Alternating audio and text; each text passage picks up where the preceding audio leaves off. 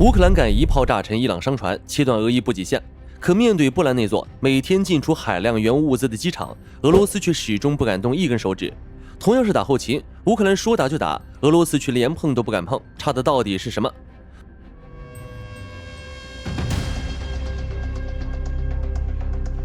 俄乌冲突爆发之后，几乎所有人都在一边倒预判俄罗斯会闪电取胜，包括普京自己。道理很简单，拼传统军力，俄罗斯拥有几万辆坦克装甲车、数千架战机、完整的炮兵集群、成熟的大兵团作战体系。这套苏联遗留下来的重装陆军体系，放在过去几十年都是碾压级的存在。当时所有人都默认，这场仗最多几周时间，俄军就会正面突破那些核心城市，战争直接结束。但现实狠狠打脸了，堂堂军事大国俄罗斯被硬生生拖进了漫长的消耗泥潭。而改写整场战局的核心武器，是所有人都看不上、廉价到离谱的小型无人机。俄军全套打法都是为大规模传统陆地战争准备的。这套体系最大的问题就是笨重、僵化、盲区极大。俄军的高端防空系统专门针对高空高速战机、远程导弹设计，对付那些飞得低、飞得慢、体积小的民用改装无人机、FPV 自杀无人机，基本等于失明。并且，俄乌战场上最主流的 FPV 无人机成本低，而俄军一辆 T90 主战坦克造价高达450万美元，一套常规防空系统动辄上千万，一枚拦截导弹上百万美元。这种极致的非对称对抗，直接打出了1比1000的恐怖消费比，越打俄军越亏，越打家底越薄。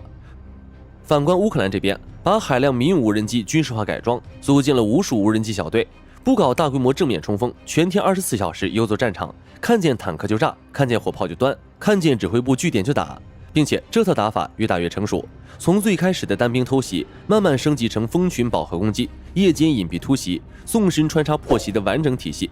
最关键的是，无人机不需要大规模士兵冲锋，不用付出大量人员伤亡，几个人一个小队就能掌控一片区域的战场主动权。俄军引以为傲的装甲洪流彻底沦为了活靶子，不敢大规模集结，不敢随意推进，不敢露天部署，传统陆军的正面作战优势被无人机彻底瓦解。更让俄军感到无力的是，乌克兰靠着海量实战数据、持续迭代战术，搭配北约卫星情报、电子战设备，让无人机的打击精度、突防能力越来越强。俄军的作战、防空、后勤体系完全跟不上这种全新打法，陷入了看得见、打不着、防不住、耗不起的死循环。当然，并不是乌克兰创造了无人机战争，但他第一次在大规模高强度战争中，将廉价无人机、实时侦察、卫星情报和分布式打击结合起来，把无人机从辅助装备变成了改变战场节奏的重要力量。从最初的小规模袭扰，到后来形成全天候侦察、精确打击、蜂群攻击、纵深破袭的完整体系。而这种变化也影响到了远在中东的伊朗。不过，伊朗走的是另一条路线。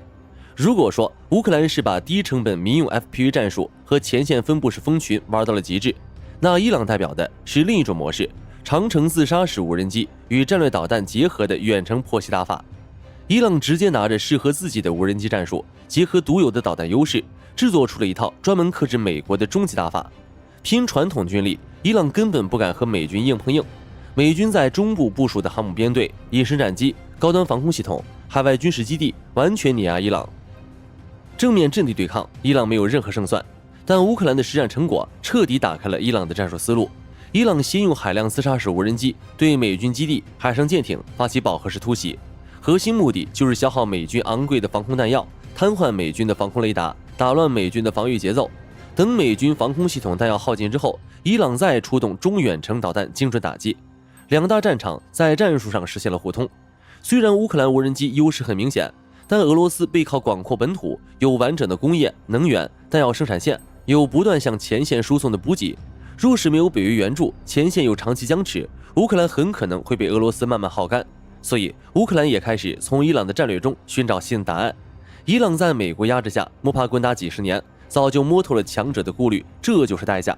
因为越强大的国家拥有的利益越多，需要保护的东西越多，那么每增加一次军事行动，就意味着更高的政治成本、更高的经济成本以及更大的升级风险。伊朗真正的目标从来不是在战场上击败美国，因为伊朗也知道这根本不可能。他要做的是让美国发现，继续战争的代价远远超过战争收益，而这正是乌克兰现在正在做的。全面转向主动纵深打击，将战场延伸到大后方，袭击俄罗斯的能源、物流和军工供应链。一时之间，俄军的炼油厂、弹药仓库、铁路枢纽全部变成了乌军的重点打击目标。这一招直接打在了俄罗斯的七寸上。前线俄军装备再强，兵力再多，后方弹药断供，油料短缺，军工停产，运输瘫痪，前线战力直接归零。更关键的是，俄罗斯还要被迫分散海量兵力、防空装备、经费资源，原来防守广袤的本土后方，原本集中在前线的作战力量被大幅稀释，正面进攻能力断崖式下滑。两场原本毫不相干的冲突就这样悄悄交织在了一起。低成本无人机偷袭后勤，以小耗大，已经成为现代战争的新套路。他们在用最小代价去给对手制造最大的麻烦。乌克兰在让俄罗斯每推进一寸，每拿下一个阵地，都要付出远超收益的惨痛代价。俄军哪怕拿下局部阵地，也要损耗大量人员、弹药，长期积累下来，战争投入远远大于战略收益，最后只能被迫陷入僵持，妥协退让。不过，战术层面的相似，并不代表这两场战争的本质相同。真正决定战争走向的是谁把握这场战争的主动权。我们先看美伊战争，很明显，美国掌握着战场的主动权。美国可以决定战争要不要扩大，打击目标在哪里，要投入多少军事资源，最终会不会从有限冲突升级为全面战争。而伊朗能打得出手的牌其实非常有限，并且全部是被动制衡。他没有远洋作战能力，无法主动攻击美国本土，没有航母战斗群，无法在深海与美军对峙，没有完备的全球投送体系，只能依托本土及周边势力作战。伊朗的所有战术都是非对称防御反击，用无人机蜂群消耗防空火力，用远程导弹打击就近军事基地，扶持也门胡塞、黎巴嫩真主党等代理人牵制美军兵力，封锁海上要道。它的核心底线从来不是击溃美军，而是守住本土安全，打乱美国中东布局，抬高美国介入成本，逼迫美国放弃彻底压制伊朗的战略目标。整场博弈的主动权、升级权、终止权始终牢牢握在美国手里。美国想打就打，想停就停，想升级制裁就升级制裁，伊朗只能被动应对，见招拆招，全程处于战略守势。但俄乌冲突完全相反，看似俄罗斯是强势一方，乌克兰是弱势一方，但这场战争的走向根本不由俄罗斯说了算。可以说，俄罗斯从开战之初就陷入了战略被动，它的核心诉求是快速结束战争，巩固地缘安全，阻止北约东扩，追求的是速战速决，体面收尾。可乌克兰利用非对称战术，加上北约情报的持续赋能，硬生生剥夺了俄罗斯速战速决的可能，把一场原本毫无悬念的灭国之战硬拖进了让大国持续失血的消耗战深渊。乌克兰可以前线僵持消耗，也可以纵深突袭破袭，可以小规模游击牵制，也可以蜂群战术饱和打击，可以只攻击前线俄军，也可以远程打击俄罗斯本土军工、能源、交通命脉。反观俄罗斯，想速胜却打破乌克兰的分布式防御和无人机消耗体系，想僵持，国力、经济、人口、工业储备经不起长期高强度消耗，想降级止损，战场损失，国际声誉已经沉没，根本无法体面退场。这就是两场战争最本质的区别。美伊对抗是强者控局，弱者制衡；俄乌冲突是弱者控局，强者被困。然而就在7月26日，乌克兰无人机在里海袭击了伊朗的一艘商船，让两场原本独立的区域战争完成了战场联动，不再是互不相关的两场冲突。泽连斯基在自己的社交媒体上说得很清楚，这艘船被伊朗认定为涉及伊朗和俄罗斯之间军事货运。换句话说，乌克兰不是随便找伊朗的麻烦，而是把伊朗直接当成了俄罗斯军工供应链的一部分，一起打。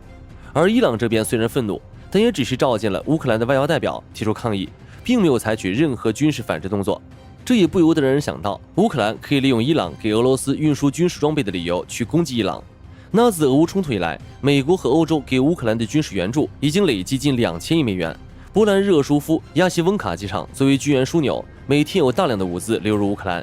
那么为什么俄罗斯却不敢以提供军费的理由袭击这些国家呢？这个问题问到了点子上。同样是打击军援运输线，乌克兰敢对伊朗商船动手，俄罗斯却几年来对着波兰热舒夫机场一枚导弹都不敢扔过去。答案藏在2个字里：北约。这才是两场战争最本质的分界线。乌克兰打伊朗商船，面对的后果是什么？最多是伊朗召见外交代表，发表几句抗议声明，仅此而已。因为俄罗斯和伊朗之间并不存在类似北约第5条那样的共同防御承诺。他们虽然在军事、能源和外交领域深度合作，但这种关系更多建立在共同利益之上，而不是一方开战，另一方必须参战的军事盟友。所以乌克兰打的是一个帮凶，而不是一个盟友。但俄罗斯如果对波兰的军援枢纽动手，情况就完全不是一个量级了。北约华盛顿条约第5条写得清清楚楚，对一个成员国的攻击就是对全体成员国的攻击。热舒夫亚西翁卡机场表面上是一座波兰境内的物流枢纽，但只要俄罗斯的导弹落在那里，炸的就不只是一批原物物资。俄罗斯很清楚，一旦开始，他面对的就不再是乌克兰一个国家，而是整个北约。这就是俄罗斯和乌克兰在该不该打后勤线这个问题上完全不同的做法。乌克兰打伊朗商船，风险是热闹一个中等强国；俄罗斯打波兰机场，风险是点燃第3次世界大战。同样是切断敌人补给线的逻辑，乌克兰这边打的是成本可控的博弈，俄罗斯这边却是在赌上自己国家的生死存亡。这恰恰印证了我们前面说的，强者最大的软肋从来不是打不过，而是耗不起、赌不起。理论上，俄罗斯有能力对任何目标发动毁灭性打击，但正因为他拥有的太多，他反而成为了最不敢轻举妄动的一方。俄罗斯可以承受在乌克兰土地上一寸一寸的流血，却绝对承受不起因为一次误判把北约、把美国、把整个北约阵营全部拖进这场战争。他拥有的装备越强大，反而越像一副镣铐，用不出来，却时刻提醒着他，一旦升级，后果是他承受不起的。反观乌克兰，他没有这种顾虑。伊朗对他来说，顶多是个需要谨慎处理，但完全承受得起的外交摩擦。说到这里，这场战争最讽刺的地方出现了：拥有强大军力的一方，反而成了不敢越界的一方；看似一无所有的一方，反而成了掌控节奏的一方。乌克兰没有俄罗斯的钢铁洪流，却硬是靠着无人机，靠着北约的情报和装备，把战争的主动权从一个军事大国手里生生抢了过来。他可以打伊朗商船，可以炸俄罗斯炼油厂，可以把战火烧到对方的后院。而俄罗斯呢，空有全世界数一数二的军事资源，却被自己的野心和孤立活活困成了那个畏首畏尾、不敢越雷池一步的一方。他可以在乌克兰身上流血，却永远不敢惹北约一根手指头。那么问题来了，当俄罗斯连一座原无机场都不敢碰的时候，你觉得这场战争最终会以什么方式收场？是俄罗斯耗到崩溃，还是被迫坐上谈判桌？好的，各位观众朋友们，我们频道一直在聊真实的军事资讯和武器装备，后台也经常有朋友问，有没有值得推荐的入门级模型？今天就和大家分享一款近期接触到的产品。首先，它的外形还原度做得相当不错，比例准确，武器上的一些关键细节和标识也都有体现，材质也说得过去，拿在手上有不错的分量感。其次，它具备一定的可动性，对于理解基础操作原理有一定帮助，让它不仅是个静态摆件。综合它的做工和可玩性来看，价格确实比较亲民。对于想入门模型收藏，或者单纯想在桌上贴一个摆件的朋友来说，是一个性价比很高的选择。商品链接已经给你们上了，感兴趣的朋友可以自行了解。